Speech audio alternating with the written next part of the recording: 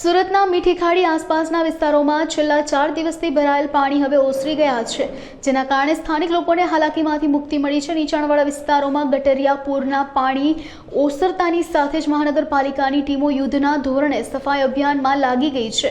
પાણી ભરાવાના કારણે થયેલી ગંદકી દૂર કરવા માટે ઝુંબેશ શરૂ કરવામાં આવી છે।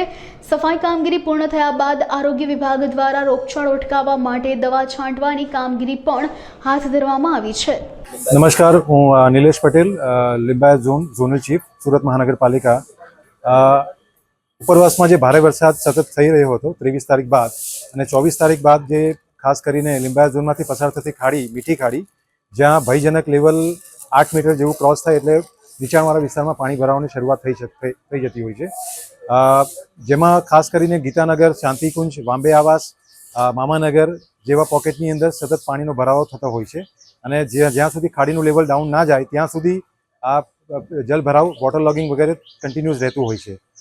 અગમચેતીના ભાગરૂપે અમે પહેલેથી તૈયારી કરી દીધી હતી, જેની અંદર જે વિસ્તારોની મેં વાત કરી ત્યાં કોઈપણ જાતની તકલીફ ના ઊભી થાય તેના માટે ફૂડ પેકેટની વ્યવસ્થા, પાણીની વ્યવસ્થા, મેડિકલ ટીમની સહાય એ સ્થળ પર જ અમે ઉપલબ્ધ કરાવી દીધી હતી।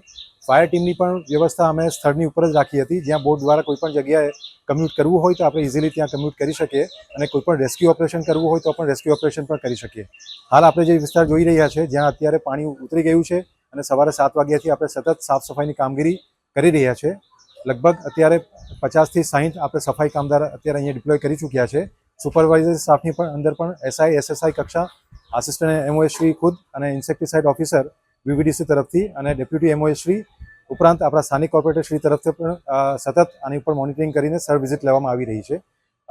ખાસ કરીને જે સગર્ભા સ્ત્રીઓ હોય એમાં લગભગ 15 થી 20 જેટલી મહિલાઓ છે જે અમારા ધ્યાનમાં છે અને લિસ્ટમાં છે, જે અમે 23 તારીખથી સતત એ લોકોનું લિસ્ટ બનાવીને ફોન દ્વારા ફોલોઅપ લેવાનું ચાલુ રાખ્યું છે અને કોઈપણ જાતની મેડિકલ ઇમરજન્સી ના સર્જાય એના માટે હોડી મારફતે પણ એ લોકોને સહાય પૂરી પાડવામાં આવી છે। ફૂડ પેકેટ પણ દરેક ઘરોની અંદર અમે સપ્લાય કર્યું છે, એટલે જેથી કોઈપણ જાતની અસુવિધા ના થાય।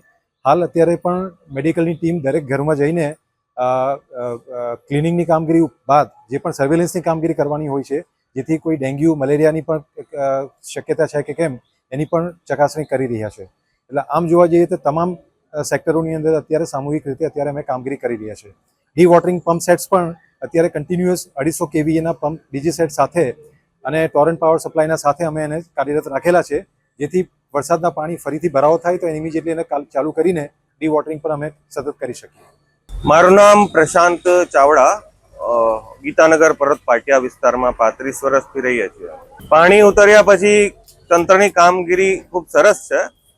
રાતે પાણી ઉતર્યા બાદ વહેલી સવારે ટોટલ ટીમો આવી ગઈ છે સાફ સફાઈ માટે। આરોગ્ય ખાતાવાળા દરેક લોકો આવીને યોગ્ય કામગીરી બજાવી રહ્યા છે અને ગણતરીની મિનિટોમાં, અડધી 1 કલાકમાં દરેક પ્રકારે સાફ સફાઈ આ લોકો યુદ્ધ ધોરણે કરી નાખે છે।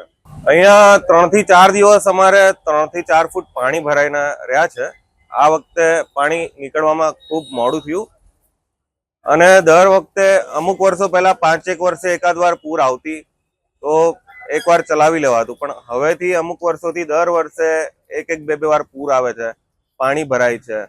અહીંના રહીશો જે નીચે રહેવાવાળા છે, ખાસ કરીને એ લોકોને ખૂબ જ મુસીબતોનો સામનો કરવો પડે છે અને એ લોકોના માલ મિલકતોનું નુકસાન થાય છે।